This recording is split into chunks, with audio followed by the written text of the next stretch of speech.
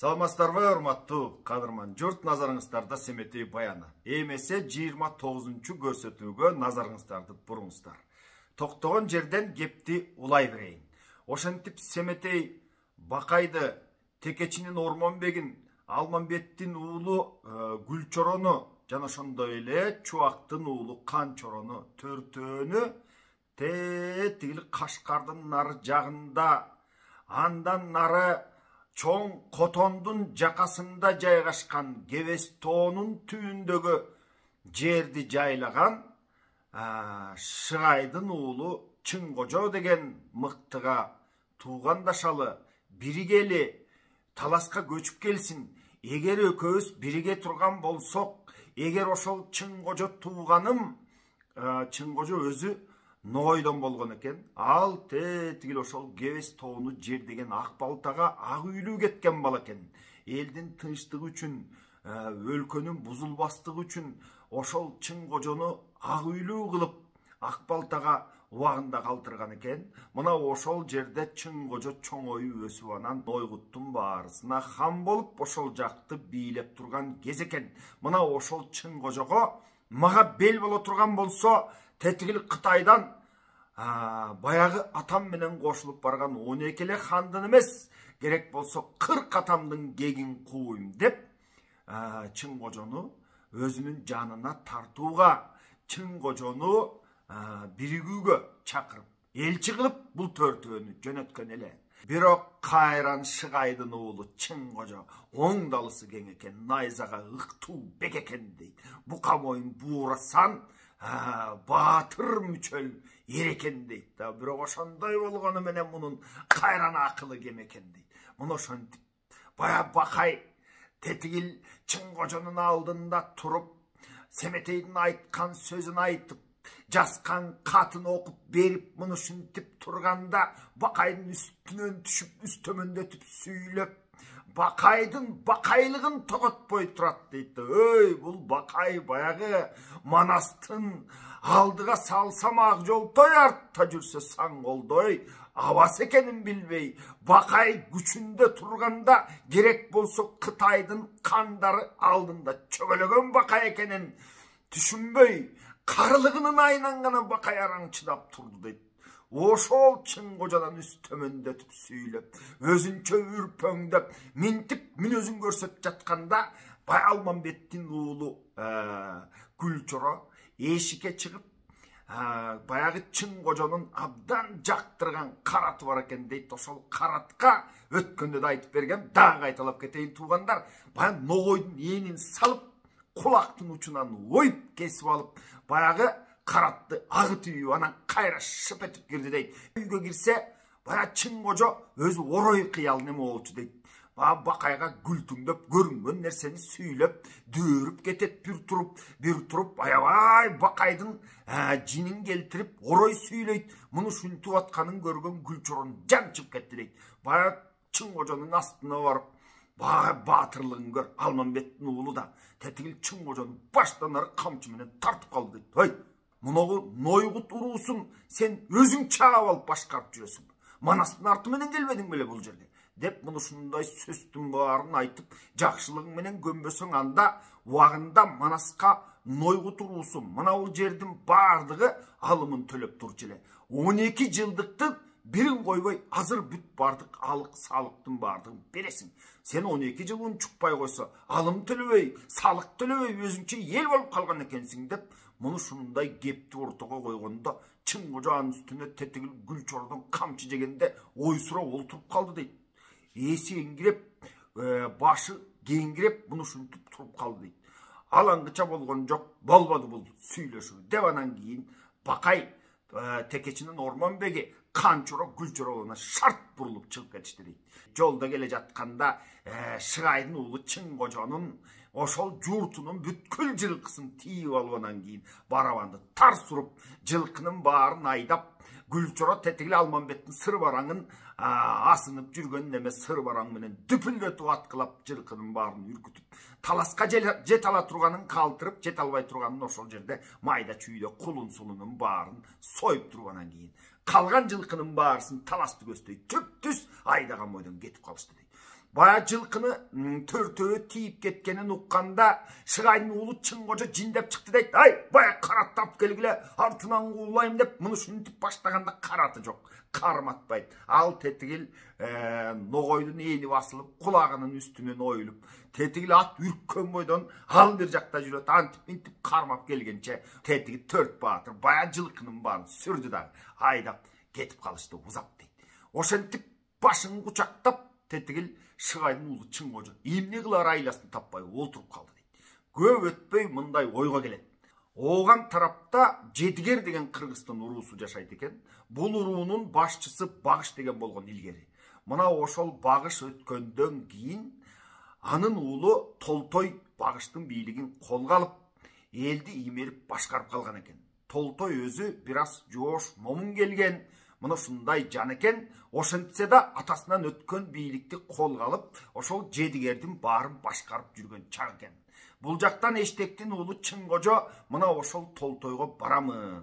Тетігіл Манастың қачқын ұлы Семетей Бұқардан таласқа көчөрді, қошамат қылып, кейін Манастың тағын алып күчө алғандан кейін қайрамаға қастарын тейіп жүрбөсүн. Бұл деп оозунан чыккан ары бір сөзін атқарып, аттап, тондоп, мал беріп, далай алтын, күмүш, зар беріп, анан өзүнүн иниси Шаатемирдин кызы Чачкей дегенде колукту кылып алып берип жөнөткөн экен. Ал Шаатемир убагында Багыш менен кудалашып, кызы Чачкейди тетигил Багыштын уулу Толтойго берем деп койгон экен. Мына мындай кудалашып ортодо мал өтүп, ортодо калың өтүп, мына минтип калган экен. Шаатемир тетигил Темирканга келип, ай ага, мен ушул тетигил Багышка Жетигердин мықтысы Толтойго кызымды алып берем дедим эле, кандай болор экен дегенде Темиркан Жетигердин Толтойу келе турган болсо басташып көрөбүз, мен турам деп муну шүнтүп буркулдап коюп анан кызды Семетейге алып берип жөнөтүп ийген. Мына ошол Чачкейди Семетей сени тогутпай алып кетти деп Толтойду шыкаймын. Анан убагында Оғандың қаны тетігіл Көкөтөйдің ашына келіп, Оғандың қанының аты Акункан деген болған. Мына ошол Кошойдың қашында отырып, Манас менен кудалашып койгон экен. Акункандын Айчүрөк деген кызы бар эле.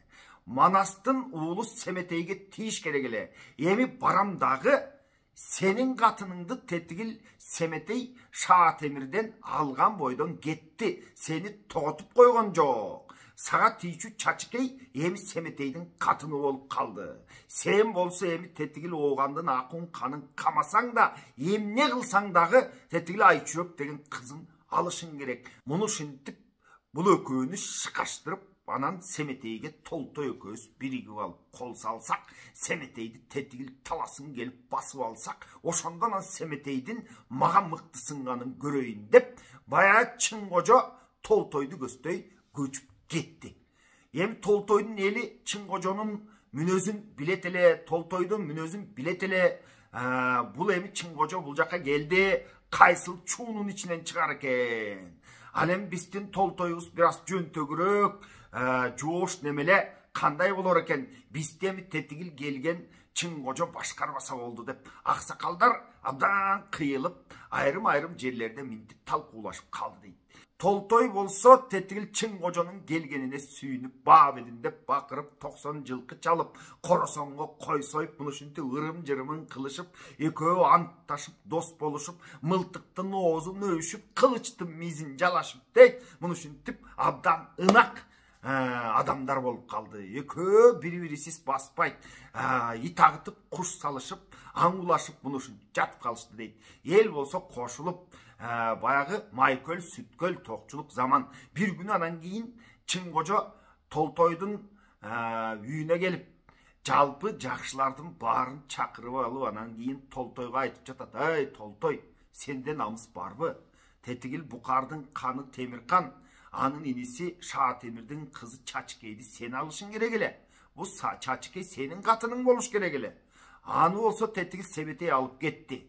Эми сен тетигил Оғандын каны Акунканды кама, артыңда мен туруп берем. Акункандын элин мына минтип кордойбуз" дейт тетигил Чыңгожо. Керек болсо жазында жерин айдатпай, эгин эктирмей, күзүндө егінін жинатпай, мұны шүнтіп қамайымыз шарын деп айтады.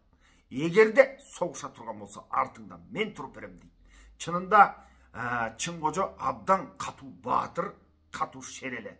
Анан Толтойдың Семетей менен баяқ қошылып, ошол Семетейге башиып, Семетейдің бийлигин мойындап, анан Семетейге бириксек деген ой болгон эле да. Бирок шықап жатып, тетигинтип, намыска келтирип жатып, Чыңғожа ал ойынан кайтарып, анан Толтой Акун кандын шаарын камай турган болуп, баян намыстан чамынып калды дейт. Абдан көп жерге батпаган аскер жыйнап алышып, муну шүнтүп турганда, Жедигер уруусунун ичинде Төлө би, Калча, Кадырбай деген мыктылар бар эле дейт. Ошолордун ичинен Кара Сакал Төлөк чыгып, минтип айтып турат. Айнанайын, калайык. Минтип эле эч бир кабарсыз барып эле Акун кандын калаасын камап калсак болбостур. Биринчи Акун кандын астынан өтпөйлүбү? Тетигил кызыңды биздин Толтой баатырга бер деп сурап көрбөйлүбү? Анан эгер болбой турган болсо, жер жайнаган аскерди ошондо оғанды көздөй сүрбөйлүбү деп айтканда, бул сөзгө Толтой дагы макул болду дейт. Биринчи арага киши салып көрөлү деп анан ошол эле Кара Сакал Төлөктү элчи кылып Акун кандын шаарын көздөй жөнөттү дейт. Эми туугандар, Акун кандын шаары кандай эле, анын кызы Айчүрөктүн боруму кандай эле, ошонун баарысын китептен окуп берейин. Ултуруңуздар. Ошентип Акун кандын чоңордо дарбазасы Далайбек 90 кулач бийиге сыртындагы калың чеп дейт туугандар. Акун кандын калаасынын сыртындагы чебинин бийиги 90 кулач деп атат туугандар. Беттеп пенде кирбеген ал чебинин калыңы катарлашып 9 төө бошко басып жүргүдөй дейт. Мына ошол чебинин эни калыңдыгы 9 төөнүн үстүнө катар-катар баягы кое турган болсо, бош келип кала тургандай, ушундай калың чеп болчу дейт. Ошо турган Акундун салтанаты бек мыкты, падышалык баатырдын каарын алган адамга казып койгон уру бар, кайраттанса Акундун кайнатып койгон шору бар. Дарбазада мунара дейт. Тетигил чебинин үстүндө дарбазанын эки жагында мунара бар экенин дагы айтып жатат. Анын бери жагында Канекен Акун карысы, каарданган кишиси тартып салар дарысы дейт. Анын бери жагында кишилерди даргаза турган жери бар болчу дейт. Анын бери жагында Каттабадан Барбаска Карагайдан ноо кылган, каргызын бергин деп канча дөөлөр доо кылган дейт. Эми Акун кандын тетигил Айчүрөк деген кызын бергинин деп канча деген мыктылар дөөлөр келген болчу деген сөз. Ошондо да Акундун карабашын соо кылган дарбазада сакчысы, тышындагы 1000 балбан Акундун чардап бакчысы. Балбандары бир башка, баарысы жолборс көй кашка, тегиз бедөө малы бар, акылман Акун каны бар. Балбандарын байкасаң, бир балбандын өзүндө 1000 балбандын алы бар.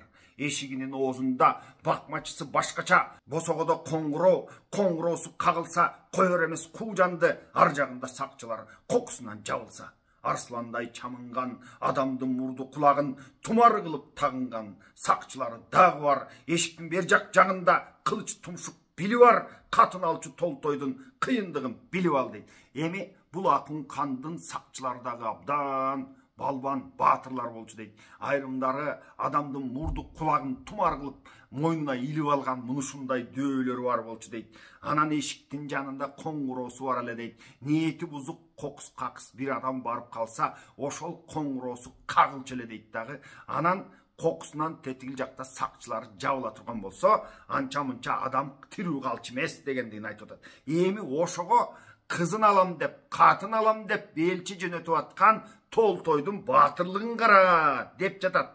Анын ары жагында чынар түптүү багы бар, сүйлөгөн тоогу дагы бар дейт.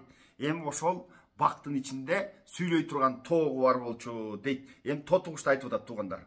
Бактан ары өткөндө кайран Акун берендин минип турган тагы бар. Тактын чеги чынар бак, ортосунда алтын так. Баспай пенде сандалган, көргөн жандар таң калган. Окуясын көргөндө Төлөктүн көөнү бөлүнүп, Акун кандын алсарай бейиш чалыш көрүнүп. Баягы элчиге барган Төлөктүн оозу ачылып калды дейт. Акун кандын мына мындай чебин көрдү, тетигил баатыр балбандарын көрдү, андан кийин тетигил багын көрдү. Багынын ичинде сүйлөй турган тоогун көрдү дейт. Анын ар жагынан Акун кандын тагы бар экен. Мына ошону көргөндө бая Төлөктүн көзүнө бейиштей болуп сезилип кетти ошол жер дейт. Кылычтарын кымпайтып, кыйындары дагы бар, балталарын таянып, башка журтту көрүнөт. Шыйрактарын мекчейтип, мергендери көрүнөт. Беттешкен адам аман болбойт деп Төлөктүн көөнү бөлүнөт. 4-5 балбан Төлөктү тегеректеп Акунга айдап барган көрүнөт дейт туугандар. Ошентип анан кийин 4-5 балбан тетиги Төлөктү тегеректеп алып, анан ээрчитип, узатып, Акун кандын алдына айдап барды дейт. Элчиге келди дейт Төлөк. Андан кийин Акунга айдап барганда Акундун жайын сурасаң, сөлөкөтү сөөлөтү, такка минген келбети. Эм туугандар, ошол кездеги атаң замандагы хандардын сөлөкөтү кандай экенин дагы байкап, баамдап угуп алыңыздар. Көрсө көңүл бөлүнөт, башкачараак көрүнөт. Жаш кезинде Акун хан керүүгө салган там экен, карыса да Акунда көп аңгеме бар экен дейт. Эми ушунчалык баягы жаштыгында Акун баатыр болгон экен, балбан болгон экен, келишкен, мыкты болгон экен. Карыса дагы ошонусу көрүнүп турат сыртынан деген сөз туугандар. Жедигердин кара сакал Төлөгү элчи болуп барганда ак сакалы жаркылдап, келгин каздай баркылдап, Акундун айткан кеби бул дейт. Эми Акун хан бая Төлөктөн сурап турат. Ой, кайсы элден келдиң? Кай жерден келдиң? Эмне кеп менен, эмне сөз менен келдиң? Деп жарагыңды шайлаган, кылычың кынай байлаган, кыйгачтаган сен кимсиң? Урааның айт, жайың айт, уругуң айт, журтуң айт. Элдигиң айт, жөнүңдү айт. Бул Акундун коргонго качырганың эмне, каалаганың ким эле? Учурганың эмне, урушарың ким эле? Айтчы ботом кебиң деп Акун айтты мындай кеп. Кеп сүйлөбөй тил айтпай, каардуусун көрдеме, кисесине салган кат ала коюп антаңдап Акун ханга бердеми. Бая Төлөктөн сурады да, ой, кайсы уруудан келдиң? Кайсы улуттан келдиң? Кайсы жерден келдиң? Десе бая Төлөктүн оозунан сөз түшүп калды дейт. Кисесине салып алган тетиги Толтой менен Чыңгожонун катын ала калып шыпылдап тетиги Акун ханга берди дейт да туугандар. Эми бул каттын ичинде эмне деп жазылып турат, ошондон кабар алалы туугандар. Эми кат мындай, Айчүрөктү берсин деп эле жазылган да. Үст төмөндөтүп, баш шарт коюп жазган. Оған кандын баарысын камап калган чени бар дейт. Бүткүл оғанды камап турабыз биз. Эгер ошол Айчүрөк кызыңды бербей турган болсоң, анда чабабыз сени деп жазган экен. Камап калган чени бар деп атпайбы? Теңелишсең ичинде аяламды койбогон кайран кожо эли бар дейт. Эгер сен бизге теңелишип, биз менен согуша турган болсоң, тегил Нойгуттан келген эл бар. Ошол Нойгут эли аскери менен бул жерде турат. Анын башчысы дейт, аяламды койбогон кайран кожо эли бар деп атат да. Аяламды койбогон баатыр Чыңгожо биздин арабызда жүрөт. Өзүнүн аскерлери менен кошулуп келген деген сөз туугандар. Эми карап туруңуз, кожонун жайын сурасаң, билеги жоон таш жүрөк, пил мүчөлүү бадырек дейт. Эми тетигил Айчүрөк деген кызыңды бербей турган болсоң, бүткүл оғанды камап алып, тым тыракайын чыгарып чабабыз деген мына мындай шарт туугандар. Бул катты окуп Акун хан дароо эле билди дейт. Баягы Манасты көргөн бадырек, тетигил Шырайдын уулу Чыңгожо Толтойду көздөй келген турбайбы? Эми Акун хандын ушунчалык кекселигин караңыз. Ушунчалык баягы азыркынын тили менен айтканда дүнүйөлүк саясатты калчап отурганын караңызчы. Мына мындай дейт. Демек Чыңгожо Толтойго келип кошулган болсо, бул менин кызым тетигил Семетейге тие турган болуп, биз Манас менен кудалашып койгон элек. Кантип эле бул Айчүрөктүн ошол Семетейдин келечектеги келинчеги экенин билбесин. Демек тетигил Букардан баягы Манастын качкын байкуш уулу тыңып алып, анан Манастын тагын таластан барып талашып алган экен. Анан ошол Семетей тетигил Чыңгожого укурукту салган экен. Ал укуругуна баш ийгиси келбей, моюн толгогондан бир калабаны көрсөткөн экен буга. Ошентип Семетейден бир ыдык көрүп алып туруп, берки тарапка жер оодарып көчүп келип анан Толтойдун элине кошулган экен бул чың кожо. Бул илгери Манастан тарбия алып калган чың кожо мына мындай саясатын кылып жаткан экен. Азыр Айчүрөктү сурап, менин шаарымды камап, элимди чаап, Семетей ала турган Айчүрөктү тартып кетейин деп, Семетейден өч алам деп турган экен. Деп Акункан жанагы Толтойдун жазган катын шартын окугандан кийин тетигил чың кожонун кылып жаткан саясатын акыл калчап билгенден кийин анан жана кара сакал Төлөктү чакырып алып, "Эй элчи, угуп тур менин сөзүмдү" деп мына мындай сөз баштады. "Менин кызым Айчүрөк тегин кулчу бала эмес, ушу турган Кеңөпол тебелеп кетер шаар эмес. Менин кызым Айчүрөктү ушинтип зордуктап эле тартып кеткидей силер кимсиңер?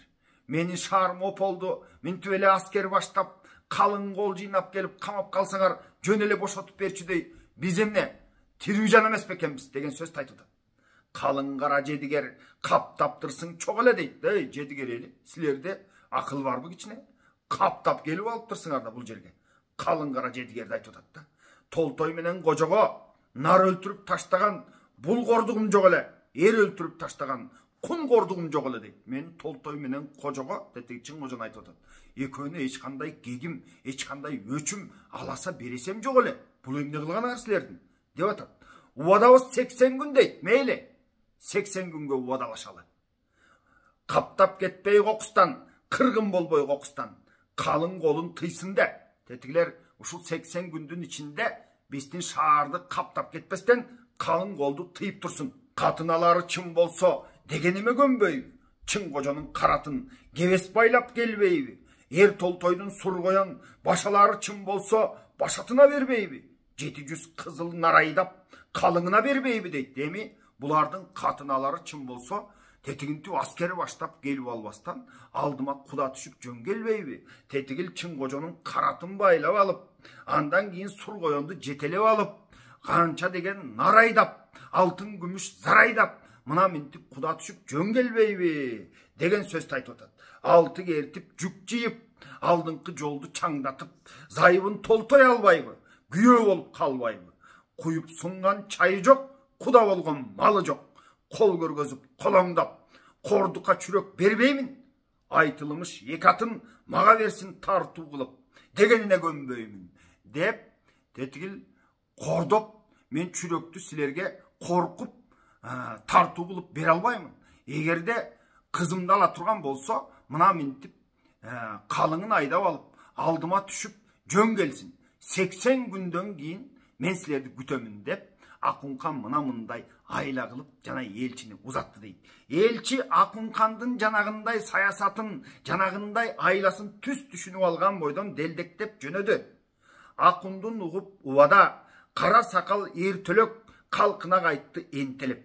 Калың кара жедигер каны Толтой чың кожо кабар айтып кубанып, күн эсеби 80 күн убадага көнүшүп, эриксе элик атышып, калың кара жедигер ооганды камап жатышып, каарын салып чың кожо кайраттанып эр Толтой камап жаткан жер ошол дейт туугандар. Ал эми тетигил жанагы элчинин сөзүнө булар дагы ишенишип анан эриксе элик атышып, ошол жерде колдун баары жатып калышты дейт. Эми 80 күн дегенде анан алдына барарбыз деп булар дагы Акундун кылган айласына ишенди дейт. Эми туугандар, Акункандын кызы Чүрөк сулуу кандай эле? Мына ошону сиздерге китептен окуп берейин. Кайран чүрөк кеп ошол. Булар колду көрүп, чүрөктүн тетигинтип айласы кетип, аябай түйшөлүп турду дейт. Тиерине эр таппай, кирерине жер таппай. Атам карган, өзүм кыз. Атам болсо минтип карып калган. Өзүм болсо кудурети жок.